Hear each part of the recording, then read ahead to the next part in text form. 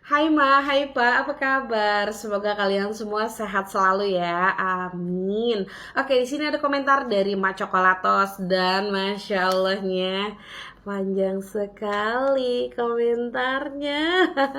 Oke, saya akan menjawab apa yang saya ketahui dan ini adalah VT untuk Anda. Kak, izin tanya, jika dari awal sudah didiagnosa epilepsi, padahal waktu baru bilang ke dokter anaknya kejang berulang kali. Oke, sabar. Kejang berulang kali, mana ya? Tetapi belum di EEG. Habis itu sama dokternya disuruh rutin minum obatnya selama 2 tahun. Tetapi selama minum obat anti kejang racikan dari dokter anak, alhamdulillah tidak pernah kejang sama sekali. Tetapi saya masih ada rasa takut, soalnya belum tahu penyebabnya apa. Sempat mau di EEG, tapi pihak rumah sakitnya nggak jadi melakukannya. Apakah kalau sudah rutin minum obatnya 2 tahun, seumpama konsultasi ke dokter anak minta di EEG, apakah masih bisa ya Kak? Mohon dibales ya Kak. Oke, di sini anaknya kejang berulang, belum di EEG tapi dokternya sudah mendiagnosa epilepsi dan harus minum obat selama 2 tahun. Jadi banyak sekali orang tua hebat yang berkomentar di VT saya bahwa anak mereka sembuh dari epilepsi dengan mengkonsumsi obat rutin selama 2 tahun, kontrol rutin setiap bulan tanpa EEG itu ada dan banyak. Jadi pengobatan epilepsi tanpa EEG dinyatakan sembuh itu banyak. Dan di sini walaupun tidak di EEG, itu minum obatnya harus rutin selama 2 tahun. Kalau selama 2 tahun dan semoga selama 2 tahun itu tidak ada kejang berlanjut, nanti kan dikontrol rutin setiap bulan nih. Kalau misalnya pakai BPJS, kita harus periksa masa berlaku surat rujukan dari vaskes pertama. Biasanya dari vaskes pertama itu surat rujukan berlaku selama 3 bulan. Jadi kita bisa 3 kali kontrol ketemu dokter kan. Sebulan, 2 bulan, 3 bulan, lalu perpanjang lagi ke vaskes. Nah, jadi kalau misalnya sudah selesai pengobatan selama 2 tahun, tidak ada kejang berlanjut, nanti ada namanya pengurangan dosis. Jadi obatnya tidak langsung di stop.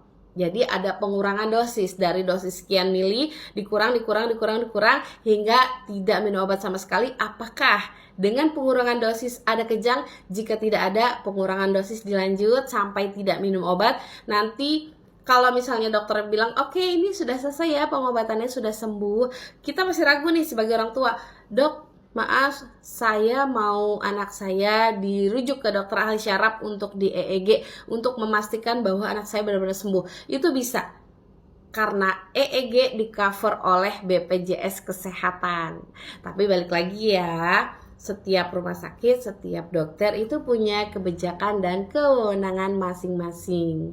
Jadi kalau minta EEG itu bisa. Bahkan kalau misalnya nih, kalau saya waktu itu kan cari-cari informasi setelah anak saya selesai pengobatan, saya bilang, dok, anak saya di EEG ulang nggak? Karena kan saya EEG awal ya, EEG pemeriksaan pertama itu di EEG. Setelah selesai pengobatan, saya bilang, dok, anak saya udah selesai pengobatan nih, apakah di EEG ulang? Dokternya menjawab, mbak, EEG ulang itu dilakukan ketika masa pengobatan terjadi kejang berlanjut, baru dinyatakan dilakukan EEG ulang ketika selesai pengobatan.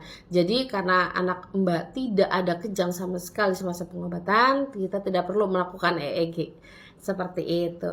Jadi nanti minum obatnya tetap konsisten selama 2 tahun. Nah, balik lagi, poin pertama, anaknya minum obat racikan dari dokter, alhamdulillah tidak kejang. Itu tuh saya seneng banget, karena apa? Memang tujuan, fungsinya, manfaatnya obat anti kejang untuk menekan agar tidak terjadinya kejang berlanjut. Jadi intinya apa? Obat dan dosis yang diberikan kepada anak emak itu sudah cocok. Seperti itu. Jadi bukan berarti sudah nggak kejang nih berarti udah sembuh, bukan. Cara kerja obat epilepsi adalah menekan agar tidak terjadinya kejang berlanjut. Jadi tetap minum obatnya 2 tahun dan kontrol rutin bulanan ke rumah sakit ketemu dokter dan mendapatkan obat. Obatnya diminum rutin sesuai jam yang sudah disarankan dan dianjurkan dari dokter. Semoga VT dari saya bermanfaat dan tetap semangat untuk memberikan obat kepada anak. Jangan pernah menyerah ya, dan selalu mencari informasi yang positif-positif supaya berdampak positif ke diri kita sendiri. Terima kasih.